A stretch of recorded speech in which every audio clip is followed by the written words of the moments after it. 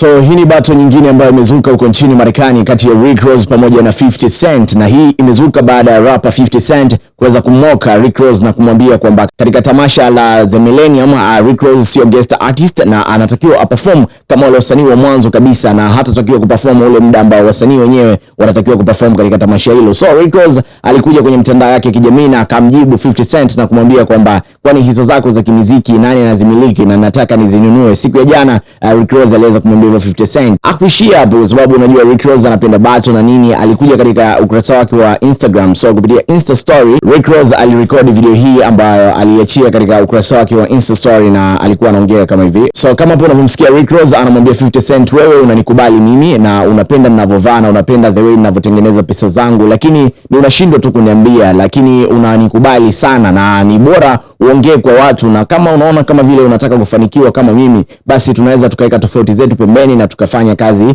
kwa pamoja. Ungana na mimi kabla sijanunua hisa zako. Akatoa mfano kwamba 50 Cent alisema kwamba anajenga studio yake. So sasa hivi ni zaidi ya mwaka mmoja. Akamwambia kwamba uliaminisha watu kupitia ramani ya studio ambayo unataka kujenga, lakini kuna tofauti kati ya kuwa na ramani na kuwa na jengo ambalo tayari linajengwa. So alionyesha studio yake ambayo tayari Rick Ross anaijenga. So akasema kuna tofauti kati ya yeye na 50 Cent. So kati ya yeye na 50 Cent nani ni mkubwa? Ni battle ambayo linaendelea huko nchini Marekani. Sijajua battle hii itakuwa na mafanikio gani, kwa sababu tunajua battle za wasanii pamoja na marapa wengi kutoka nchini Marekani huwa zina impact sana katika ngoma zao, katika nyimbo zao, katika kazi zao, huwa zina impact sana. Sijajua battle hii kati ya 50 Cent na Rick Ross itakuwa na impact gani. Sijajua ni upi muonekano wako, yapi ni maoni yako kuhusu swala hili, niambie hapo kwenye comment section. Usahau kunifollow, like na share video, itakuwa umetisha zaidi.